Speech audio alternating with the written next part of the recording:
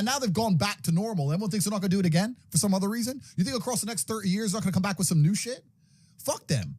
Next time, when they come along with this crap, I'm out. I'm bouncing. See ya. When they did this, I went to Sweden. Sweden was open the whole time. Sweden never locked down. I was in clubs in Stockholm while everyone else was here locked in their houses clapping for the NHS like a jackass. I was in the nightclub. No masks, no vaccine, no lockdown, nothing. Running around with Swedish chicks. So I just run to freedom, right? But if I had, let's say, a big property within the UK, I can't just say, fuck the UK. Yeah. So once you escape the matrix and you try and find a way to get your wealth outside of the system, then you can exist geographically anywhere. And once you can do that, then laws don't really apply to you. If they made a law in the UK I was unhappy with, I'd just leave. And if they made a law in Romania where I live I'm unhappy with, I would just leave. I don't have to be a lawbreaker. I don't have to be a criminal. I'll just go somewhere else, right? So property kind of ties you down, things tie you down. And if you look at the real high levels of wealth, if you look at the billionaires and stuff, they're trying to do the same thing. They don't own anything. They have a share in a company which owns a shell company in the Cayman Islands, which owns this subsidiary of a company in Dubai, which owns a boat that they can use. Yep. It's that Aikido. It's the same thing. Get out of the matrix. That's what everyone's trying to do, right? You know what? I was going to ask you this later on in the podcast, but it seems like a good time to ask you now, yeah? You obviously, I wanted to initially do this podcast in Romania. I thought it'd be sick coming to your house. Yeah. You know, but every time we try to arrange something, you're on a jet flying off somewhere else. Yeah. Next places everywhere. So I thought, you know, while you're in the UK, we'll do it here. But what's your reason for moving to Romania? And do you own the house in Romania then? Yeah, so the house in Romania is owned by a subsidiary of a shell company, et cetera, et cetera, et cetera. We'll leave it at that. Yeah. But and I moved to Romania because it felt more free than the UK in certain aspects. And it is. In certain aspects, it's certainly more free. You're always, as an individual, you always have to make a trade-off. And the trade-off is usually between laws and the strength of the government and the judicial system and your safety, right? This is the usual trade-off. So Dubai, which I love and I spend a lot of time in, the judicial system is extremely harsh. The laws are extremely harsh, but it's very, very safe. I'll accept that trade. If you give me a powerful government and a powerful police force, but you give me my safety to wear a $5 million watch, I'll take that all day. But you have countries like America and England where the judicial system and the police are dangerous and they can mess you up at a whim, but they don't even give you your safety. So now I have to be scared of the cops arresting me for no reason and the criminal killing me. So they don't even give me a fair trade-off. So in my view, if I'm going to live in a country with a strong judicial system and a strong legal system, I want them to provide me my safety on the street and the safety of my family. And if they don't do that, I don't see why they're seen as so strong.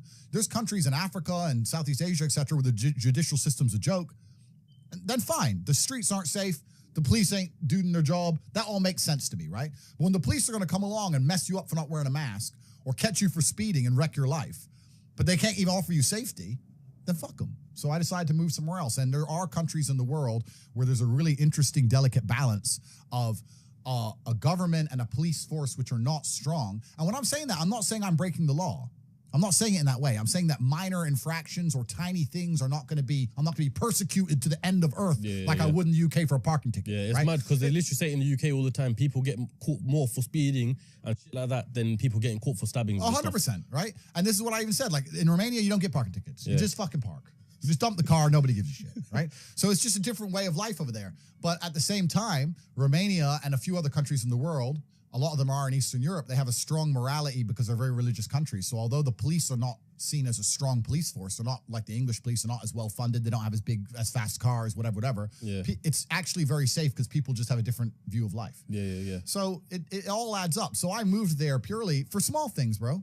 Kept getting parking tickets, kept getting this, that, a letter. When you're living in the UK, bro, you get a new letter through your mailbox every day. Someone wants money for something. You did something wrong. You had some fun. HMRC. Yeah, you were breathing that day. Give us money. I was just like, fuck, why am I here? Bounced. Yeah. So I just left, and I had really good friends in Romania. I went to visit and ended up staying. So, but why not Dubai? Because me personally, if I was to move anywhere, I'd probably go to Dubai. I understand. I completely understand that. That's a good choice. And it's because the only thing we've been like, us boys have all here probably been caught speeding, especially my man here.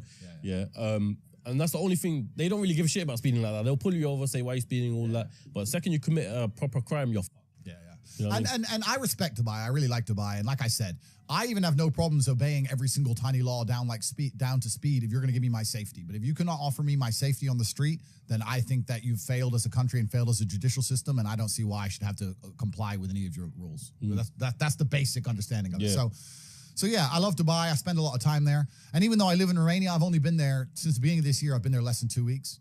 So I'm never home anyway. So for me, it's just a base. It's somewhere to park the cars, right? So it is what it is. I'm always jumping around because once you have a jet, you can time travel. So you're time traveling all the time. So is the jet yours, or how does the whole jet lifestyle work? A shell company owns a subsidiary to a company which owns a jet, which I can borrow. I don't own anything. Hello, everyone on YouTube. I am broke. I'm a brokey. I don't own anything. You can't take nothing from me, HMRC. I don't have anything. I'm poor. I go to fucking O2 down there. They won't give me a phone contract. I ain't got nothing. I'm broke. I just get to borrow these Bugattis. I got really good friends. So, but yeah, like once you can fly on private planes, you can time travel. So that changes the entire scope of the world. Yeah. I'm interested to know, you flew from Austria to UK, right? Yeah. Recently. Yeah. How much does that private jet cost? I'm just interested in knowing jet costs. If you were to charter that jet, it depends. If you have your own plane, you just pay for the fuel. And then it depends if you want to, I have my own pilot, but if you had a pilot, you could hire a pilot and you'd hire an air hostess, catering, et cetera, et cetera. So let's say you owned the plane. In fuel, that might cost you around $7,000, $8,000. If you were going to charter that plane, it'd probably cost 25, 30 grand, something like that. So about 30 grand for the flight. Quick question: is your pilot a male? I'm gonna get all the feminists angry now when I say that I don't trust female pilots. Listen, women are amazing creatures and they're very good at certain things in the world and they're very needed. And I'm not going to sit here and say that women are unimportant or unneeded because they're not. They're very, very needed. But women can't even park cars, G. You see them. They can't even parallel park. You gonna trust them in the sky? Like curb your plane? Fuck no. No, sir. Give me a man, please. Give me a man. Give me an old man who's in the military, done a lot of years. It's getting bumpy. I need to have confidence. Like I have some chick up there doing her lipstick. No, thank you. So, but yeah, jets changed the game. That's another thing because even before COVID, I never thought I'd buy a jet. I thought big spend of money or waste of money, right? How much are they? About 20 mil? It depends on the plane you get. Depends how you want to have it fitted out, that kind of thing. Yeah. But I never thought I'd buy one. But then they tried to keep telling me to put a mask on. I couldn't have it. So I had to get one. And then once you get one, it completely changes how you view the world because now you can time travel. If I wanted to fly to, let's say, Vienna from here on a normal airplane, let's say the flight's at midday. I get to the airport at 10 a.m., sit around for 2 hours, fly at 12, land at 2, another hour. By the time I do the passport, get my bag, my whole day's gone, right? Yeah. But if I want to fly to Vienna with my plane, I send a text message, say we're leaving at 12. I get there 11:59. We take off at 12. I land, and by 12:01, the BMW's on the runway. I'm back on the motorway, right? So it literally only takes 2 hours. All the things other side are gone. It takes 2 hours to get in and out of central London. Yeah, in a car. Yeah. So I can get to Vienna. To me, going to Vienna now is the same as going to West End. It's like cool. It's an hour. It's 2 hours, hour and a half. 30 minutes, boom, boom, boom, whatever it is. So it changes how you view the world. And that's why I end up jumping around all over the place. Because I got something to do here, there. So it's 4 or 5 countries in a day sometimes. And that's you're like, bro, let's organize this thing. I'm like, I don't even know what I'm doing by 6 p.m. You know, bro. I don't know what I'm doing next week. I appreciate the fact that you're here. I actually got shook because when we were talking about doing this on Friday, I saw your story and you were jetting off again. I thought, fuck, like, what's happening? And then you're back as well. Anyway, yeah, bro, it never ends. So I have to stay flexible. There's a lot of things I have to do in a lot of places, and I wake up each day and decide which one's going to get done. And it goes. You know what? I think now is a good point to transition all the way back to now you understand your lifestyle, how it is now. Let's dive it all the way back to the point where you're a brokey. Brokey. Yeah, the good old days. The good old days. Yeah. Some of the best days of my life were brokey days. Bro. You think, yeah? Yeah, man, I miss the brokey days. Why? Because when you have limitations, money makes it fun though. Money does make life fun, but when you have limitations, you're better at living in the moment and you're better at appreciating things. So what happens is now at my point, right?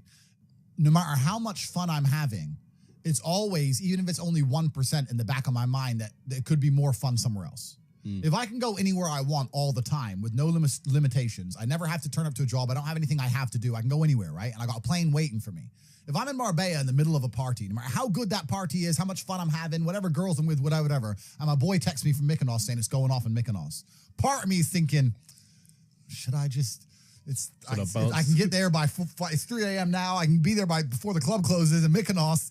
And then it's hard to just live in the moment and be happy with what you're doing. Does that make sense? Because there's unlimited choices. It's like going to Tesco. If there's only one sandwich, it's fine.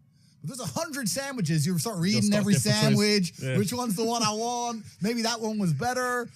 So The brokey days were good days, bro, man. Like, I'd get McDonald's, and you're laughing with your boys. Yeah. The brokey days are great, and I'm not complaining about being rich. Obviously, I worked hard for this, and it's a fantastic life I live now. But I think without those brokey days, without those original days to compare it to, without that juxtaposition, then I don't think being rich would be fun at all. I think it's only fun because you can compare it to the days when you weren't rich. That's the only thing that makes it fun. The only thing that makes my $10,000 steak fun is that you can laugh saying how you never had 10 grand in your bank till you were 27 years old. Yeah. Like otherwise it's boring. Otherwise, okay, steak. And I think if you're born with too much money, that you'll never truly be happy.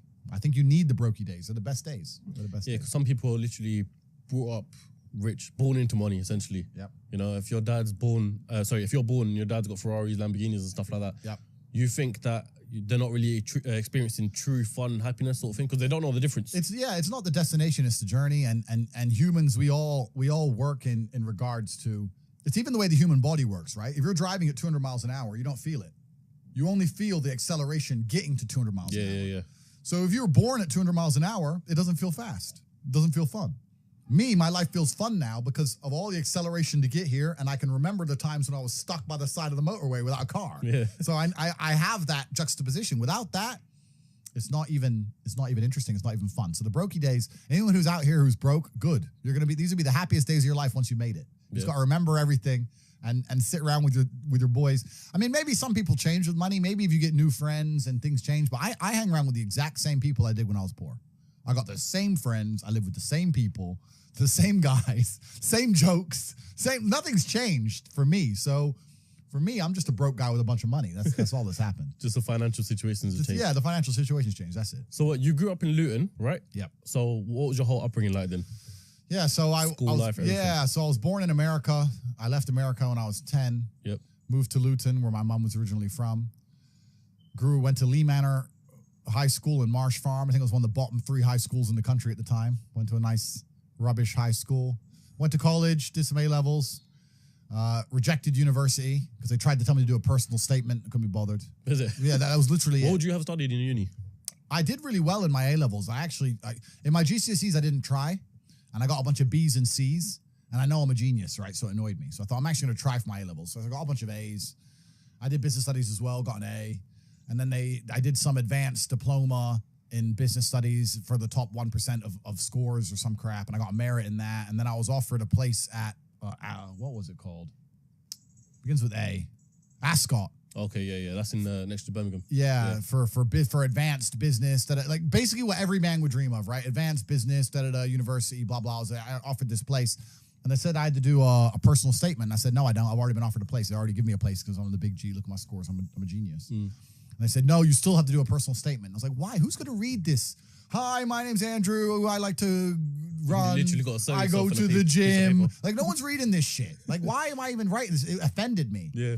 And my class tutor, or whoever she was like, well, everyone's doing one. And I was like, you know what? Get fucked. And tell Ascot to get fucked too. So I didn't even go. I quit that. My mom went nuts, obviously. Told her I was going to be a kickboxing world champion. She's like, no, you're not. Wrong. So I just started kickboxing. I got a normal job. I got a wagey job. I was a wagey. I was working as an IT technician in my former high school, fixing laptops. Okay. Got fired from there for sleeping with the head girl. You know how it is. It's hard out here. How old was you? I was like 18. Oh, shit, and she was okay. 16. So I was like, what's the problem? And they're like, oh, yeah, but you're a member of staff. Da, da, da. So, whatever. So I got fired from there. And then, I got some sales jobs. And I was training hard to fight. And I think sales jobs are probably the best job any person can get. If I had to get a job again, it'd be a sales job. Because you learn a lot as a salesman. And sales is a really important skill. You learn a skill. And also, if you're actually good at it, it's not even really like having a job. They don't fire the top salesman. Yeah, no, they don't. No, they do not fire the top even the way you salesman. act. You turn up late.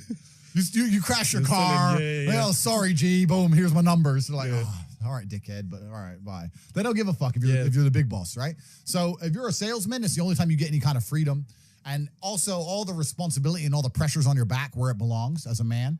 You need to adopt stress and adopt problems if you want to be successful as a man. And as a salesman, you get that. So I had a bunch of sales jobs. I did a bunch of sales things. I was fighting, became world champion, started making money with fighting. But even fighting, kickboxing is not boxing, bro. Most I ever got paid for a fight was like 200 grand. Yeah, because some boxers, I think Amir Khan for his last fight, rumors have it that he got paid about 6 million or something like that. Yeah. Boxing's so, different. That's big money, yeah. Yeah, it's big money. But as a kickboxer, you don't make that much money, man. I had an apartment and a BMW, and I was doing all right, but I wasn't balling. You know, I couldn't just pull money out the sky and just do whatever. Like, if you're fighting twice in a year, and let's say you get 50 grand for one fight, 40 grand for another fight, 90 grand? By the time you give your manager 20%, pay all your rent, paid your car, but you ain't rich, right? And that's the best you'll ever get out of kickboxing, ever. Well, even at top level. Top level. You have to go to UFC, and even most UFC fighters have no money. Yeah. You got to be the champ to get paid. Yeah, people saying Dana White robs their fighters. Well, I mean, the thing is with the UFC is that everyone says Dana White should pay them more, but look at how liquid the UFC is. Even during COVID, when basically every other organization couldn't function and shut down, he managed to keep shows running. He managed to keep UFC running, keep fighters getting paid, keep fighters in shape. I mean, I know a lot of kickboxers who didn't have a fight for two and a half years. How are you going to stay in shape for 2.5 years? Yeah, and then you come out doing what? Yeah. How are you going to drive to the gym every day, eat good every day without not even getting paid to fight now? So it's hard. So maybe he does rob the fighters. I don't know, but he's an excellent businessman. He's provided a platform for people. But the point I'm trying to make is that fighting as a career path is a terrible career path because it's just too hard to make money. Too much can go wrong. You can get unlucky. You can break your hand. You know, you can get sick on the day before a fight and then lose the fight because you had a bit of a cold and now you got knocked out and you're you know what I mean? Like, it's hard. It's too hard. It's unpredictable. So I always knew that even when I was fighting, and I was always trying to find a way to make money. Even when I was fighting, all I did was try different ways to make money. I tried a million things, and that's what you have to do. You have to try a bunch of things and learn a bunch of lessons until you finally find something that works. So, and when did you find when did you have like your first taste of true money sort of thing? That's a good question. And I think one of the reasons why I was so motivated to make money is because even when I was completely broke, through fighting, I had access to a lifestyle. I saw money, right? So, man, I can tell you stories now that even sound stupid to me. I went to Deauville, France to fight for a world title. And I was sitting there and the promoter hadn't turned up yet. And I ordered 2 waters, 2 Perrier. Yeah. And they came and they were like €9 each. And I paid for them. And I said to Tristan, 20 quid for fucking water. Because we're brokies. We're just like, and he's like, yeah, that's crazy. And we look around and there's all these tables just with water, champagne, food, you know, like $1,000 lunches, £1,000 lunches. No one gave a shit, right? And we're sitting there going, where are we going wrong with life? Like, we're worried about the price of water. That dude's got a lobster. He's got like a big bottle of champagne. He's got 3 chicks. Like, we're going wrong. So I always knew there was outside of the matrix.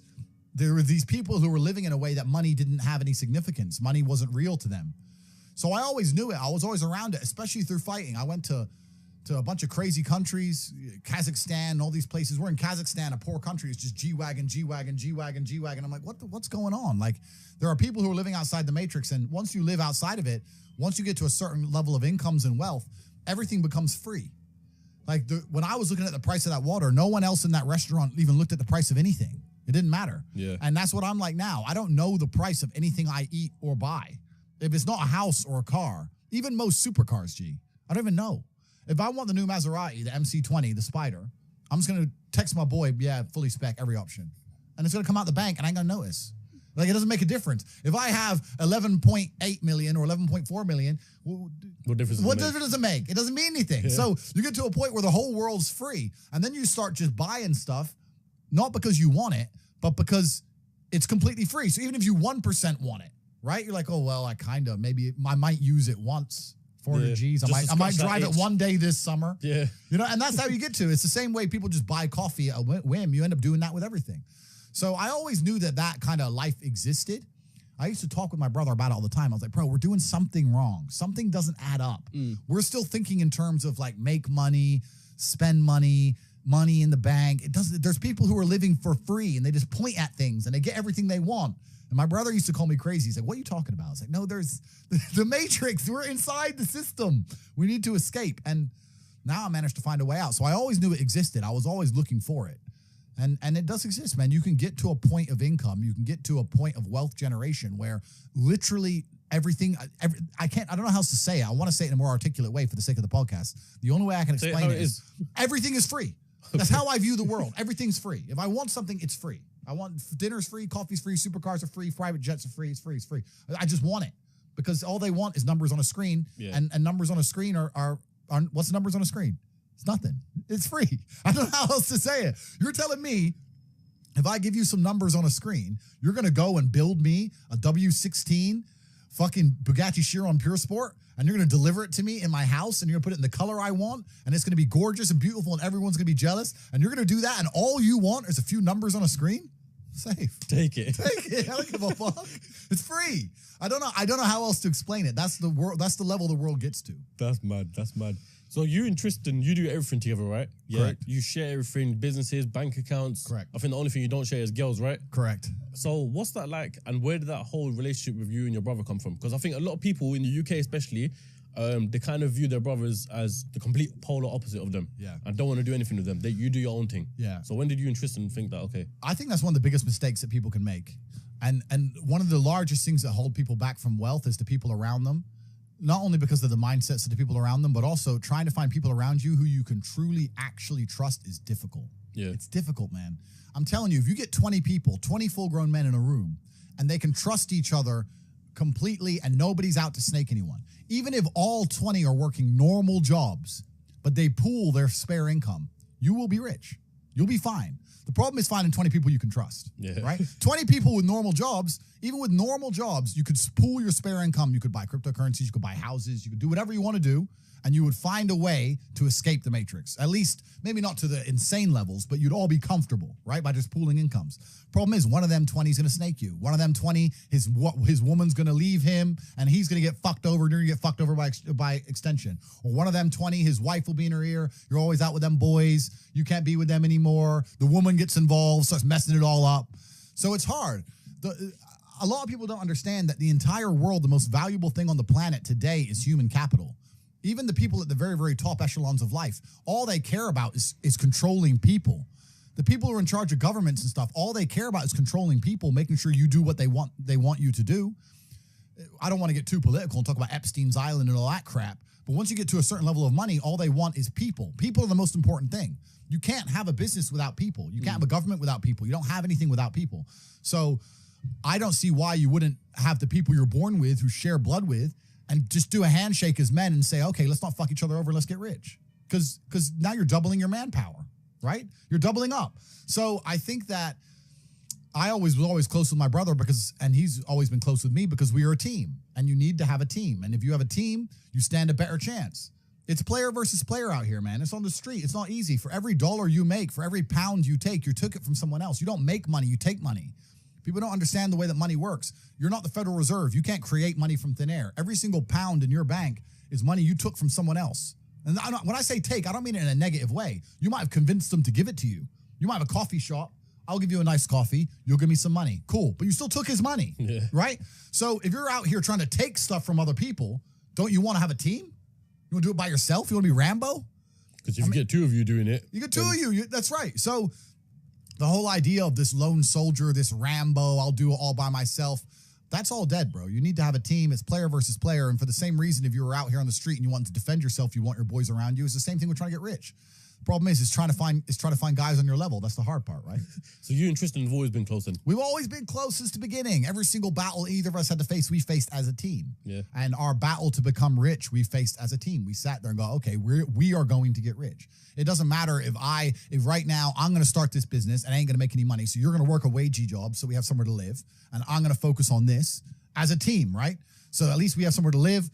If I'm working wagey job, we can't focus on the business. If we're both trying the business, we have nowhere to live, etc. So we've always worked as a team. We've doubled up our manpower. And I think a lot of men understand this and intrinsically would like the idea of this. But a lot of the time, women get in the way. I've seen it a million times, bro. I've seen women get in the way of partnerships like that so many times. Because women don't like you having a strong masculine network because then you don't need them. They want you to need them. I'll help you. I'll be your partner. No, bro, that's the biggest mistake. Don't even get me started. Biggest mistake you can make as a man is trying to start business with your wife or some shit. That's a headache. Why is that? Bro, I don't know who I'm going to offend or upset now, but this is how it goes.